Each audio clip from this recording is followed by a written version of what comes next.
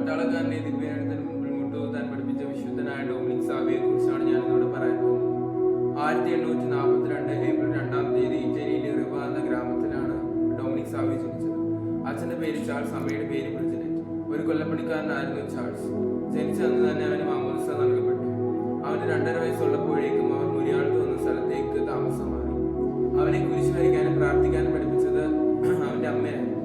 അവന് 4 വയസ്സുള്ളപ്പോഴേക്കും അവൻ എല്ലാ പ്രാർത്ഥനകളും കാണാതെ പഠിച്ചു കഴിഞ്ഞു. എല്ലാ ദിവസവും പള്ളിയിൽ പോകും, പ്രാർത്ഥിക്കാതെ ഭക്ഷിക്കില്ല. അവൻ ഉണരുമ്പോഴും കളിക്കുമ്പോഴും കുരിശുമണി അടിക്കുമ്പോഴും അവൻ പ്രാർത്ഥിക്കും. തന്റെ 7-ാമത്തെ വയസ്സിൽ പ്രത്യേക അനുഭവത്തോടെ ആദ്യ കുർബാന സ്വീകരണം നടത്തി.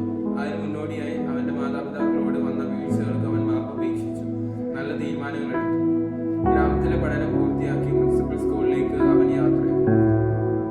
വിജനമായ വഴികളിൽ കാവൽ മാലാഖമാർ അവനോടൊപ്പം കൂട്ടിനുണ്ടായിരുന്നു. 1854 ഒക്ടോബറിൽ വിശുദ്ധ ഡോൺ ബോസ്കോയുമായുള്ള കൂടിക്കാഴ്ച ഒരു വഴിത്തിരിവായി. ഒക്ടോബർ 13-ന് വിശുദ്ധ ഡോൺ ബോസ്കോ നടത്തുന്ന വിശുദ്ധ സാലസിന്റെ ഓറട്ടറിയിൽ അവൻ ചേർന്നു. അവിടെ പഠനത്തിലും സ്വഭാവത്തിലും അവൻ മറ്റെല്ലാവരെക്കാൾ മുമ്പിലെത്തി. അവന് പള്ളിപ്രസംഗങ്ങൾ വളരെയേറെ ഇഷ്ടമായിരുന്നു. വേദപാഠ ക്ലാസുകളിൽ പങ്കെടുക്കാൻ അവൻ പ്രത്യേകം ശ്രദ്ധിച്ചു. അവൻ ഓറട്ടറിയിൽ ചേർന്ന് അധികം താമസിയാതെ വിശുദ്ധിയെ പറ്റിയുള്ള ഒരു പ്രസംഗം കേട്ടു. ആ പ്രസംഗം അവന് ദൈവത്തോടുള്ള സ്നേഹത്തിന്റെ തീപ്പൊരി അവനിൽ ജ്വലിപ്പിച്ചു.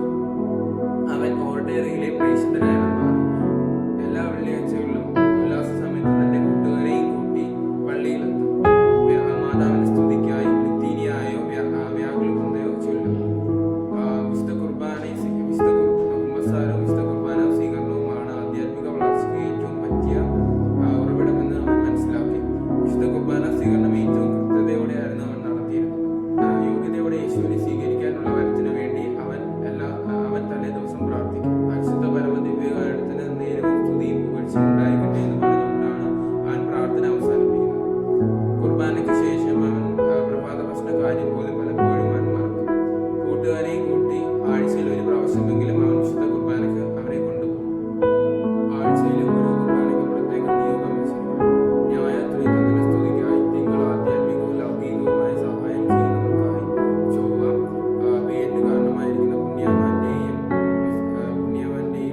കാവൽ മാലാഖമാരുടെയും സ്തുതിക്കായി, ബുധൻ പാപികളുടെ മാനസാന്തരം, കന്യാമറിയാമിന്റെ സ്തുതിക്കായി, വ്യാഴം ശുദ്ധീകരണ സ്ഥലത്തെ ആത്മാക്കൾക്ക് വേണ്ടി, വെള്ളി